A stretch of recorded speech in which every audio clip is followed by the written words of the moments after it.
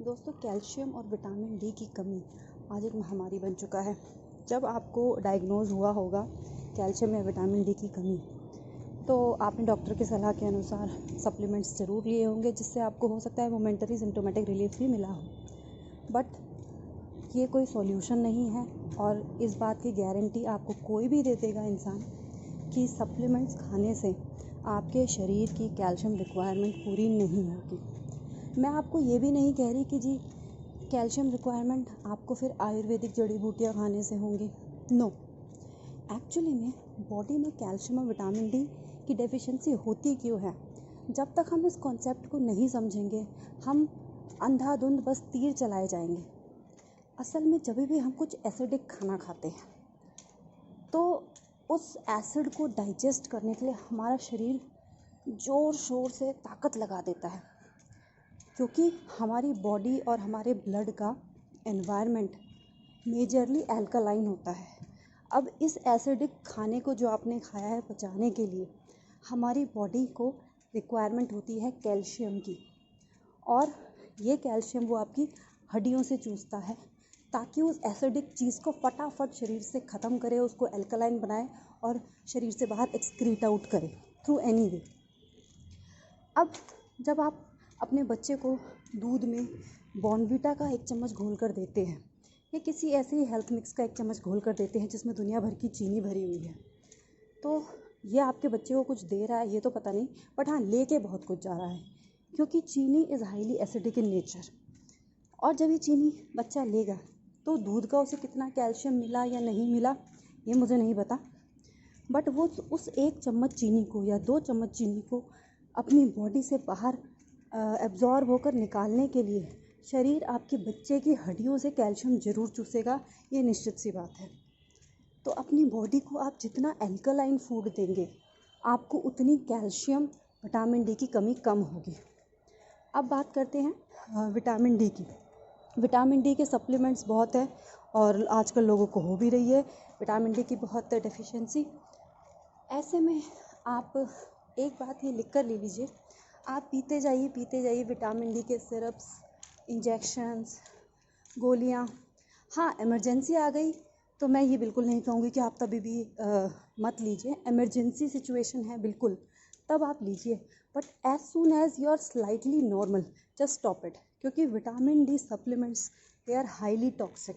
ये आपकी बॉडी में इतनी टॉक्सिसिटी पैदा कर देंगे, कुछ अच्छा करे ना करे पर 4 बीमारियाँ और लेकर आएंगे। तो ये ब्लड की टॉक्सिसिटी मत बढ़ाओ। अगर आपको विटामिन डी के अच्छे सोर्स लेने हैं तो उसका सबसे अच्छा सोर्स है ग्रीन लीफी वेजिटेबल्स। वो भी ये नहीं कि जी हमारे घर तो रोज़ साग बनता है फिर मुझे विटामिन डी की कमी क्यों है। आपने उसे कुक कर दिया ना, आपने विटामिन डी के स्ट्रक्चर को डिस्टॉर्ट कर दिया। विटामिन डी जब तक अपने स्ट्रक्चरल फॉर्म में रहेगा तभी तो लीवर उसे आइडेंटिफाई करेगा। जो आपने raw vegetable, raw green leaf खाया उसमें विटामिन डी है। जो हमारे एंजाइम सिक्रीट करवाए लीवर ने मैसेज देकर ब्रेन को, उन एंजाइम्स ने स्ट्रक्चर देखा और स्ट्रक्चर के हिसाब से उसने उस विटामिन डी को आपके ब्लड में एब्जॉर्ब कराया, आपके शरीर को ताकत मिली विटामिन डी की। बट जब आपने उसको कुक कर दिया, विटामिन डी का स्ट्रक्चर ही ख़त्म कर दिया उस हरे पत्ते से, तो किस बात का विटामिन डी? ना तो उसको लीवर आइडेंटिफाई करेगा, एंजाइम अपना फंक्शन नहीं कर पाएगा क्योंकि उसके लिए विटामिन डी है ही नहीं, स्ट्रक्चर ही अलग हो गया। तो इसीलिए कहते हैं, आयुर्वेद में भी ये बात कही गई है कि आप जीवित हैं, आपका शरीर जीवित है, तो आपको खाना भी जीवित खाना है।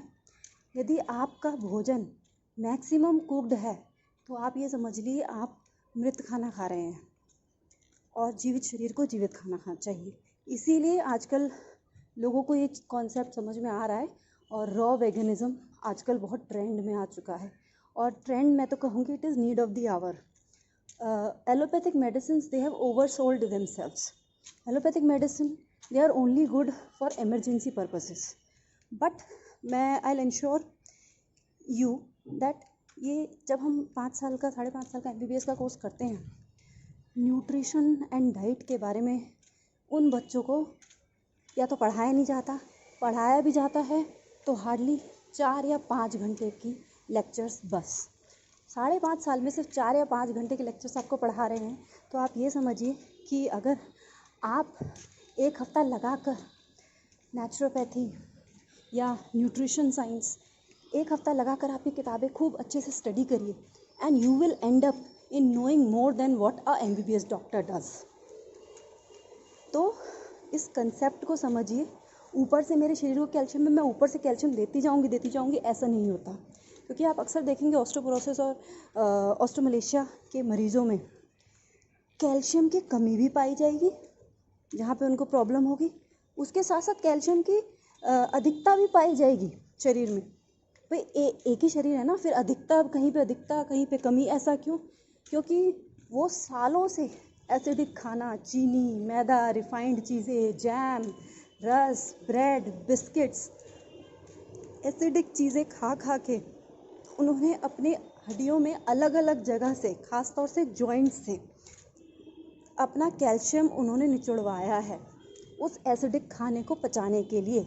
अगर आपको ये इन्फॉर्मेशन ज़रा से भी हेल्पफुल लगी और इसमें थोड़ा सा भी साइंटिफिक लॉजिक लगा तो प्लीज़ ये वीडियो शेयर कीजिए ताकि किसी और की भी हेल्प हो सके।